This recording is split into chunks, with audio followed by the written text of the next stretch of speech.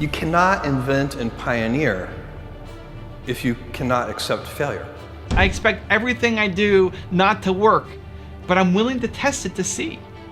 Success is like being pregnant. Everyone says congratulations, but nobody knows how many times you got. Rise and shine, it's espresso time. I wake up every morning. Espresso keep me going. I wake up every morning. Hey, it's Evan Carmichael, and this channel was created to help you overcome the #1 challenge that is holding you back, a lack of belief in yourself. You watch these videos because you know there's something more inside you. You have Michael Jordan level talent at something. So let's start your day off right together. Grab your coffee and sip on today's message from Jeff Bezos. Also, if you want to have more confidence, check out my 254 series. They're free. The links to join are in the description below. Stress primarily comes from not taking action. You cannot invent and pioneer if you cannot accept failure. To invent, you need to experiment. And if you know in advance that it's going to work, it is not an experiment. And so that's a very important thing. They are inseparable twins, failure and invention. And so you have to be willing to do that. And it's embarrassing to fail. It's always embarrassing to fail. But you have to say, no, that's not how this works. If I said to you, you have a 10% chance with a particular decision, a 10% chance of a 100x return, you should take that bet every time. But you're still going to be wrong 9 out of 10 times, and it's going to feel bad 9 out of 10 times. And with technology, the outcomes, the results can be very long-tailed. The payoff can be very asymmetric, which is why you should do so much experimentation. Everybody knows that if you swing for the fences, you hit more home runs, but you also strike out more. But with the baseball, that analogy doesn't go far enough, because with baseball, no matter how well you connect with the ball, you can only get 4 runs. The success is capped at 4 runs. But in business, every once in a while, you step up to the plate and you hit the ball so hard, you get 1,000 runs. And so when you have that kind of asymmetric payoff, and one at bat can get you 1,000 runs, it encourages you to experiment more. It's the right business decision to experiment more. It's also better for your customers. Customers like the successful experiments. You're afraid of experimenting because you tie your self-worth to winning instead of trying. If you base your self-worth off how much you win, then you're only going to try things that you have a good chance of winning at. Thus, you play small for life. But instead, if you base your self-worth on trying, on the effort that you're putting in, you will fail on most days, but you'll end up accomplishing more than you ever thought was possible. So every time I go to a YouTube event, I'm always being praised by my thumbnails. People always say, Evan's got the best thumbnails, go look at his thumbnails, model his thumbnails, use them as an example for the best practice. And I internally am always saying our thumbnails suck. We need to get better. Sure, we might be among the best, but we need to get better. We could be way better than we are right now. Why have we become the best? Because I'm experimenting constantly. Most of my tests do not work. I use a tool called TubeBuddy. Shout out TubeBuddy, huge fan. We've done over 1,100 split tests on our thumbnails, where we run one thumbnail against another and one against another and one against another, trying to beat our best. And most of the experiments don't work. They just don't work. I recently ran an experiment on my main channel, putting my face on the thumbnail with the YouTube white border against Tony Robbins. And it tanked. It was like 80% worse than our current thumbnail.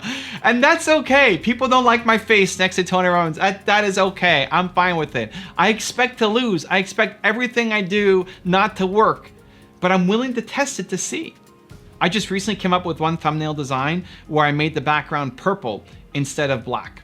Purple instead of black, and it actually did better. It did significantly better. And so now I'm testing it out on 5 more thumbnails to see, does the purple one do better than the black one? If that works out, maybe I roll it out across the entire channel. But it's very rare that I find the win. Out of the 1,100 experiments that we've done, most of them will not work, will never work. Even from the beginning, I'm thinking this is probably not gonna work, but I'm willing to test. That's okay. Even if the most likely outcome is failure, it's worth the test to see. I think we've been conditioned so much that failing is bad. that when you fail, you suck and everybody ridicules you, and then that's the end. The people who have won the most have failed the most. Jeff Bezos has failed the most. He's tried so many things and most of them do not work out. And that's fine. People don't see the losses when you've got a couple wins under your belt. But how do you get to the wins? Through all the losses, right? Most people, they take one bet, they lose because you don't know what you're doing the first time out. You lose and then you never get back and do it again. You never get up and try again. You settle for a mediocre life because you're not meant to be an entrepreneur. You're not meant to be an expert. You can never make it. And you tell this story to yourself. You just failed once. That's all. You should suck at the beginning. Most things should fail at the beginning.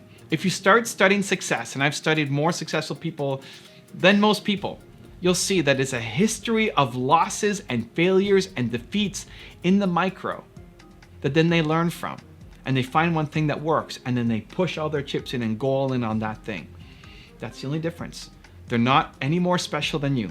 They just are more willing to experiment, to try, and to fail. Now I've got a 3-step process to help you experiment more and stop caring so much what other people think that I think will help. Step number 1 is expect to suck at the start. Just expect to suck.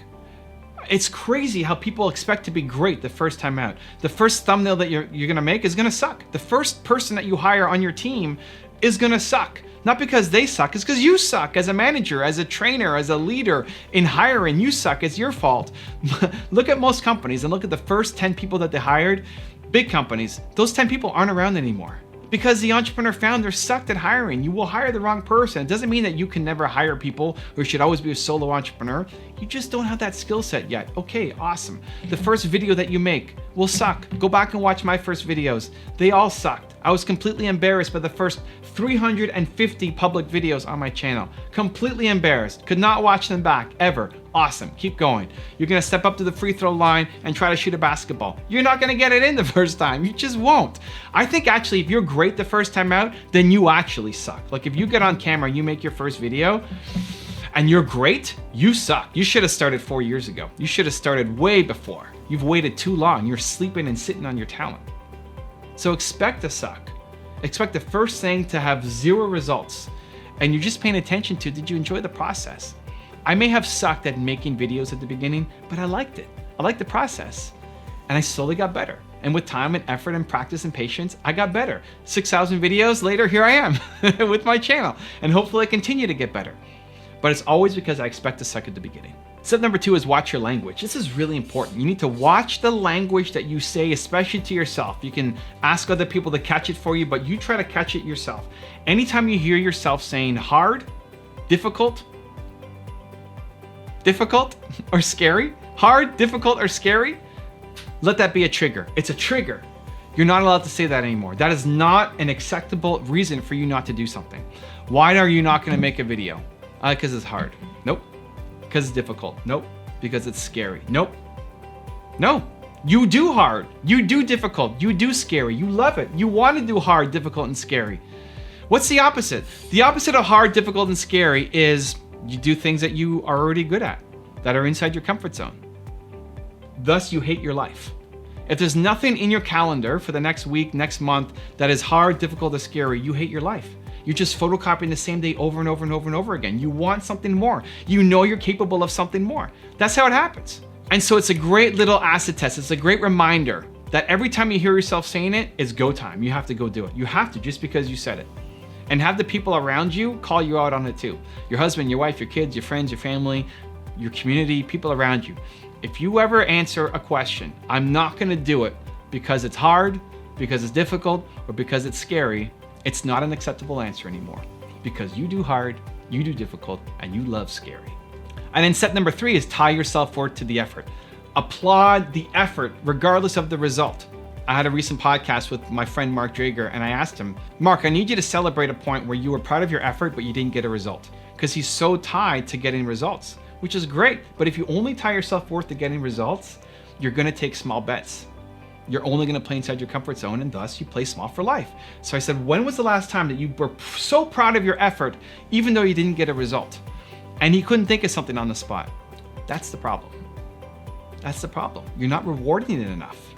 Tie your self-worth to the effort. What have you done today, or what will you do today, this week, this month, that you're proud of the effort, even if the result is 0, even if the result is negative. You put up a video that you're working your face off to try to record and get out. You spend a whole day recording it, you finally get one, you post it, and everybody laughs at you. It's a negative result. Most people probably won't even care. But let's say you get a negative, awesome. I'm pumped for you. I'm pumped for you. I use the example when people are afraid to ask me questions in workshops or seminars, and they finally come up and they do something, whether it's just asking a question or performing or making a video or singing or whatever their talents are, come up and do it. Come on up and do it. And they're nervous and they're shy. And a lot of these people have been sitting on this talent for 5, 10 years and they haven't expressed it yet because they've been too afraid. And I tell them, even if you come up and you just vomit all over the place, you vomit all over me, I am pumped for you because you tried, because you stood up and you tried. Because if you got up every day and did that and you tied your self-worth to your effort instead of the results there are terrible, right? Really negative. You vomited on somebody. It's pretty bad. But if you got up every day and were proud of your effort, you got up again and you did it again and again and again and again, I promise you, you'll get results. And way bigger results than if you just did things that kept you in your comfort zone. Now I've got a really special bonus clip that I think you're gonna enjoy. But before that, question of the day, I wanna know, what are you gonna experiment on today? Let me know down in the comments. And if you're gonna take action after watching this video, give me a #believe down in the comments to make it official. My dad used to encourage my brother and me to fail. So at the dinner table, he would actually ask us, what did you fail at this week? And if we didn't have something to tell him, he would actually be disappointed. And I can remember coming home from school and being like, Dad, I tried out for this and I was horrible. And he'd be like, way to go, and high-five me. And it was such a gift what he was doing. I didn't realize it at the time, but he was redefining failure for me. And so failure became not about the outcome, but about not trying. And so, the fear of failure, as we all know as entrepreneurs, is one of the greatest fears in life. It's one of the things that stops us in our tracks and keeps us from trying something. And so I incorporate that in my philosophy at Spanx. We celebrate failures, we talk about them, we have oops meetings where I'll announce the oops that I have, and sometimes we have fun with it. We'll even attach theme songs to our oops and we'll play them in front of the whole company. But I think it's just so important to try to get the people that you work with to take risks and to be entrepreneurial and not live in a place of, I want to protect my job and feel like I'm not safe if I make mistakes. Success is like being pregnant. Everyone says congratulations, but nobody knows how many times you got.